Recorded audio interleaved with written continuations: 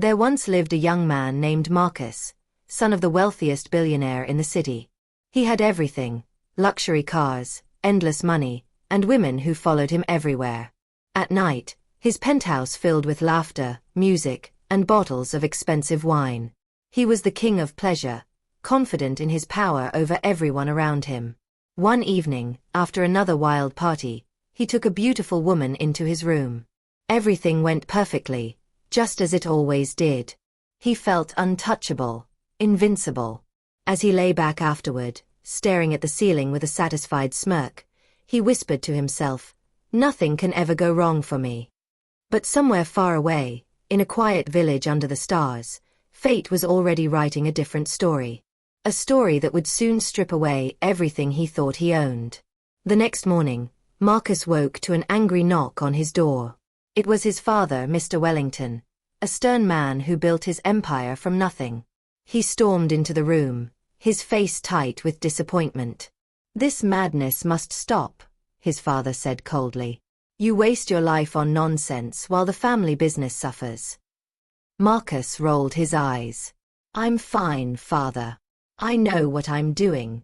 "No, you don't," his father snapped.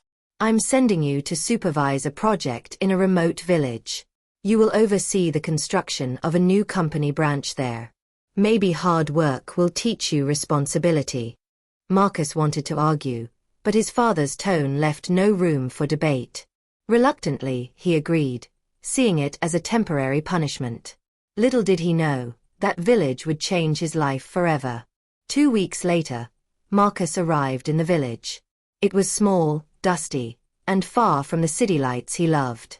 The villagers gathered to welcome him, and the village king himself came forward, smiling warmly. "We are honored to have you here," the king said. "This project will bring jobs and hope to our people." Marcus nodded politely, but inside, he felt bored. He missed his penthouse, his parties, his freedom. Still, he put on a confident smile and shook hands with the elders. For a few days, everything went smoothly. He oversaw the workers, signed documents, and acted like the boss he was raised to be. His sense of power slowly returned. Then one afternoon, a girl walked past the construction site, carrying a basket on her head. She was beautiful, simple, graceful, and completely unbothered by his presence. She didn't even glance at him. That moment changed everything. Marcus stood frozen, watching her disappear down the dusty path. No woman had ever ignored him before. He was used to attention, admiration, desire. But this girl treated him like he was invisible. His pride was wounded. The next day, he waited for her. When she passed again, he stepped forward with his most charming smile. "Good afternoon. What's your name?" She glanced at him briefly, her expression calm and unreadable. "Amara." "Beautiful name," he said smoothly. "I've been watching you. You're different from the others." She paused, then looked him directly in the eyes. "I'm not interested in whatever you're selling," she said quietly, and walked away.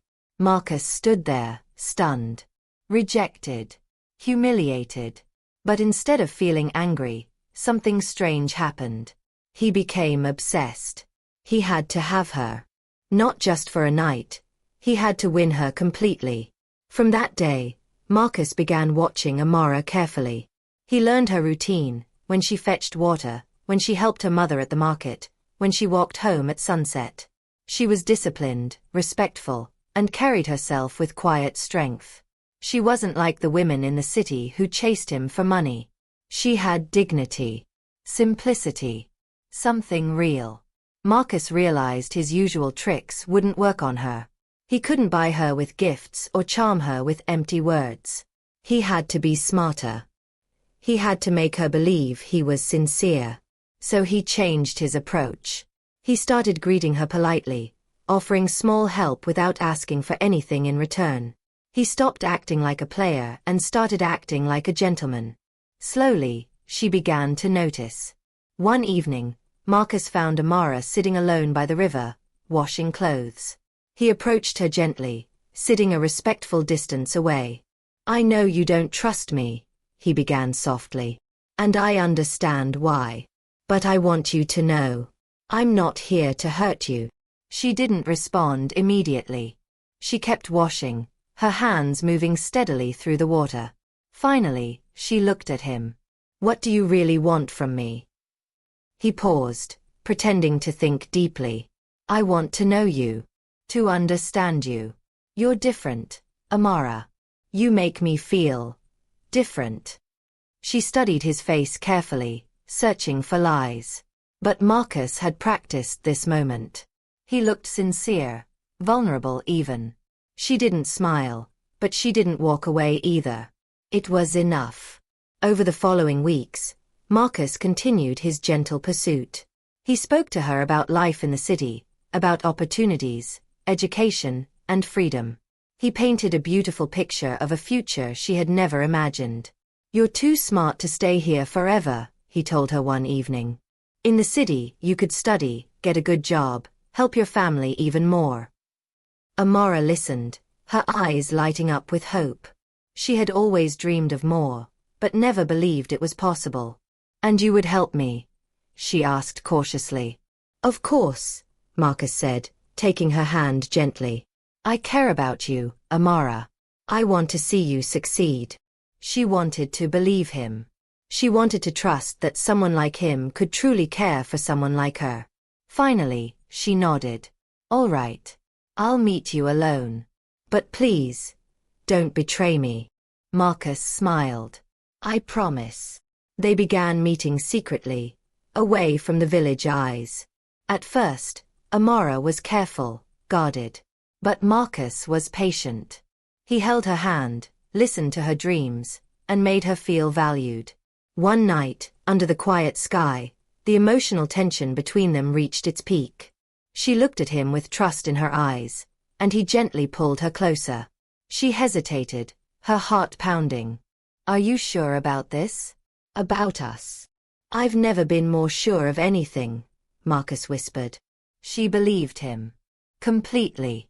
That night, she gave herself to him fully, body and soul. She thought it was the beginning of a new life. But as they lay together afterward, Marcus stared at the stars with a distant expression. His mission was complete. He felt satisfied, but emotionally empty.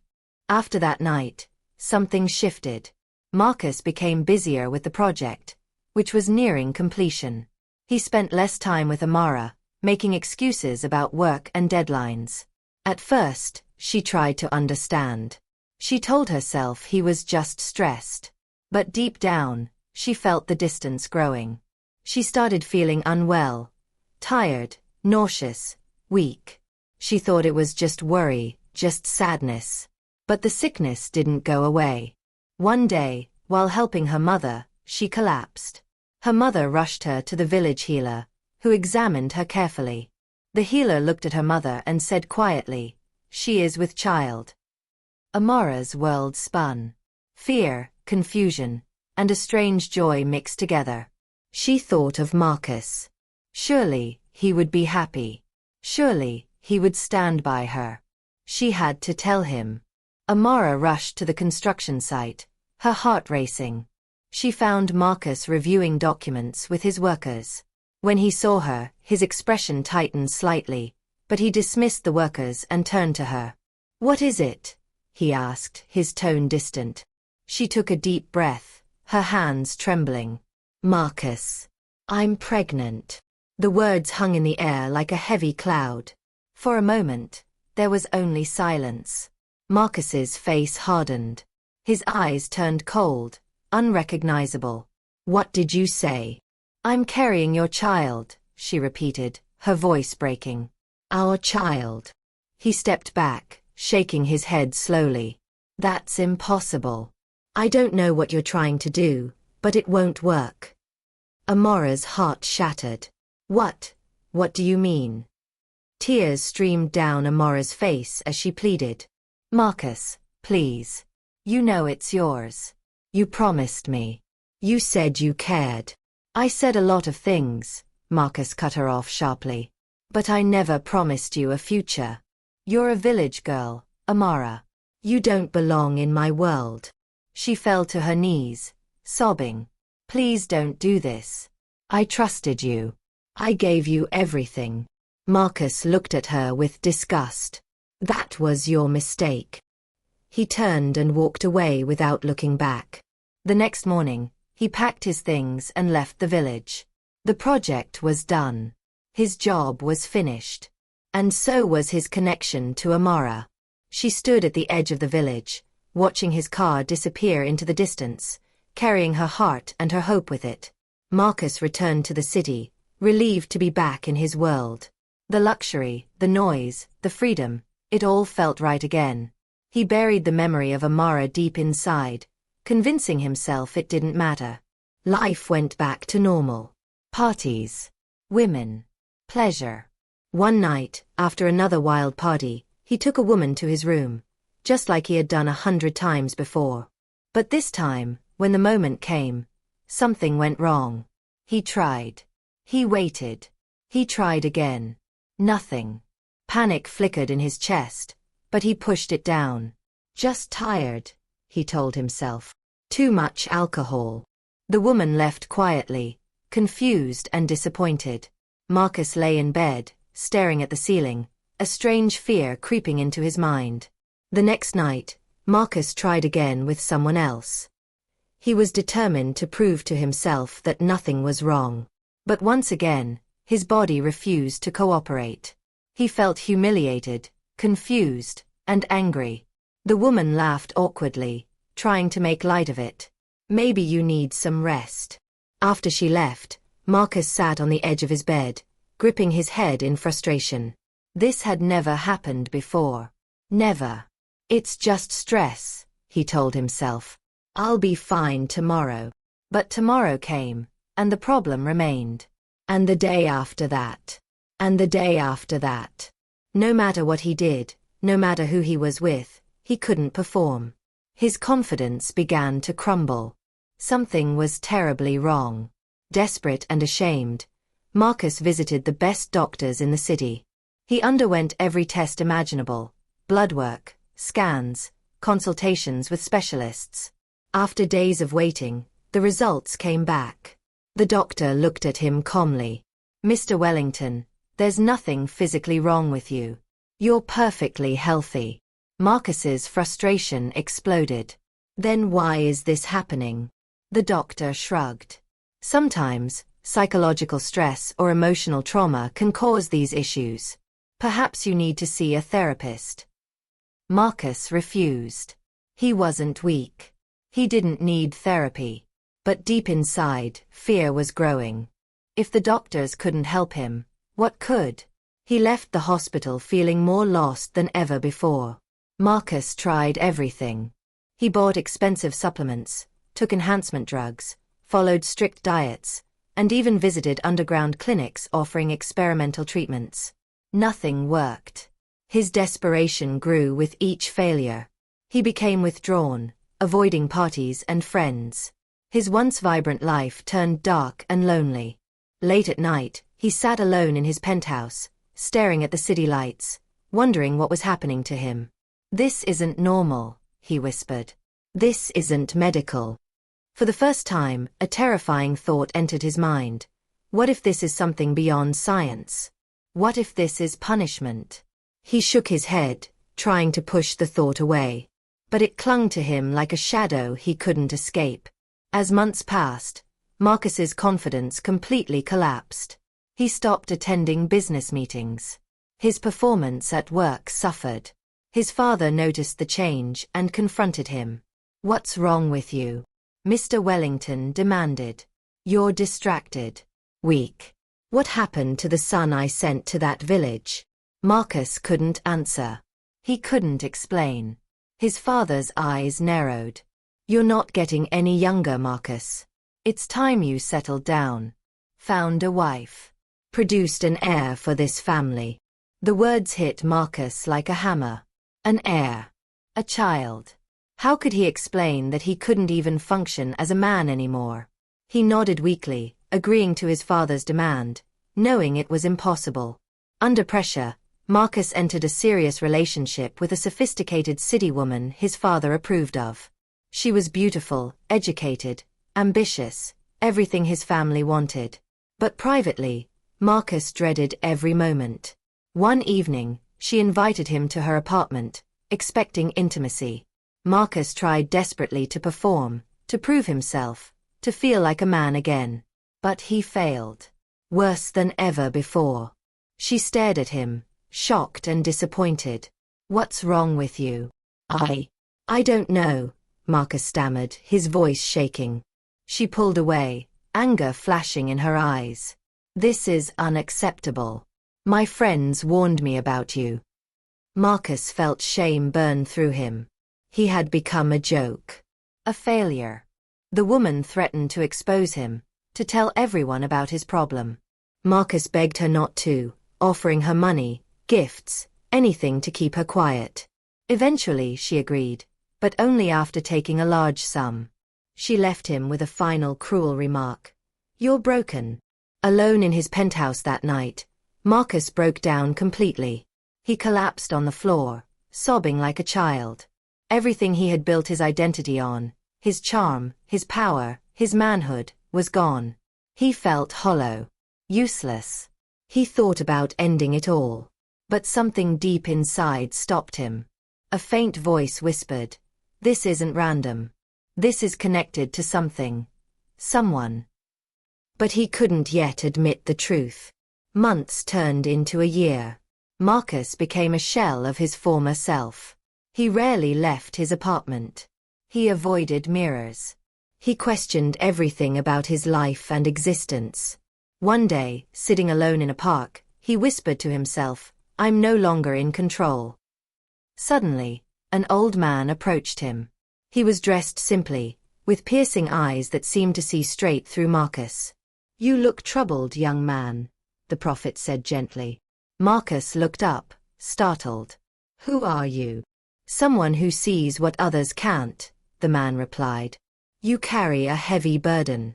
A curse born from your own choices." Marcus's heart pounded. "What are you talking about?" The prophet leaned closer. "You denied your own child." Marcus froze. The prophet's words echoed in Marcus's mind like thunder. "You denied your own child." Marcus's hands trembled. How do you know?" "I see the truth," the prophet said calmly. 10 years ago, you abandoned a woman and the child she carried. You rejected your own blood. And now, that rejection has turned against you." Marcus felt sick. Memories of Amara flooded back. Her tears, her pleading, her broken voice. The prophet continued, "Until you face what you've done, until you accept that child, you will remain like this. Broken. Empty. Lost." Marcus's voice cracked. "What do I do?" "Go back," the prophet said simply. "Return to where it all began. Seek forgiveness. Accept your responsibility. Only then will you be restored." The prophet stood and walked away, leaving Marcus trembling on the bench, haunted by the truth. After weeks of inner torment, Marcus finally made the decision. He would return to the village. The journey felt longer than he remembered. When he arrived, the village looked different, older, quieter, more mature. But the memories hit him like waves. He walked slowly through the familiar paths, his heart pounding. And then he saw him. A boy, about 9 or 10 years old, playing with other children. The boy turned, and Marcus's breath caught in his throat. The child looked exactly like him. Same eyes. Same nose. Same expression. Marcus stood frozen, unable to move, unable to breathe. The boy noticed him staring and stopped playing, looking back curiously. Marcus felt his knees weaken. That was his son. Marcus gathered his courage and asked the villagers where Amara lived. They pointed him to a small but well-kept house at the edge of the village. When he knocked, the door opened, and there she stood. Amara. She had changed. She was no longer the naive girl he had left behind. Her eyes were stronger, sharper. She had survived. She had grown. She looked at him without surprise, as if she had been expecting him. "Amara," Marcus whispered. Before he could say more, the boy ran up behind her. Mama, who is this? A man appeared in the doorway, placing a protective hand on the boy's shoulder. The boy smiled up at him. Papa, is everything okay? Marcus's heart sank. He was too late. Marcus felt his world collapse. The boy had called another man Papa. He had lost everything. I came to. Marcus struggled to speak. Amara stepped forward, her voice calm but firm. You came to what? To apologize. To fix what you destroyed. Marcus nodded, his eyes filled with tears. I'm sorry. I was wrong. I was selfish and cruel. Amara looked at the man beside her, then back at Marcus. This man is not his father, she said quietly. He is a kind man who helped us when we had no one. But he never claimed what wasn't his. She paused, her voice breaking slightly. This is your son, Marcus. And he knows the truth. The boy looked at Marcus, his young eyes full of questions. Marcus fell to his knees. Tears streamed down Marcus's face as he knelt before his son. The entire village gathered around, watching in silence. I was a coward, Marcus said, his voice shaking. I abandoned you and your mother. I denied you because I was selfish and proud. But I was wrong. Terribly wrong. He looked up at Amara. I don't deserve your forgiveness. But I'm begging you, please, let me be a father to him. Let me make this right. Amara's eyes glistened with tears. After a long silence, she nodded slowly. Marcus turned to his son. Will you accept me? The boy hesitated, then slowly reached out his small hand. The moment Marcus took it, something extraordinary happened. He felt warmth flood through his body, a deep, powerful restoration. His brokenness lifted. His strength returned. Marcus took Amara and his son back to the city. His father was shocked at first, but when he saw his grandson, his true heir, he softened. The family embraced them both. Amara was given the opportunity to study and build a future. The boy was enrolled in the best schools, recognized as the rightful heir to the Wellington Empire. Marcus never forgot the lesson he learned. He became a better man, humble, responsible, devoted. Years later, as he watched his son play in the garden, he whispered to Amara, I was broken because I broke you. But accepting the truth made me whole again. She smiled gently. The truth always does. And so the billionaire's son who once denied his child became the father who found redemption. Not through wealth or power, but through love, humility, and the courage to face his own mistakes.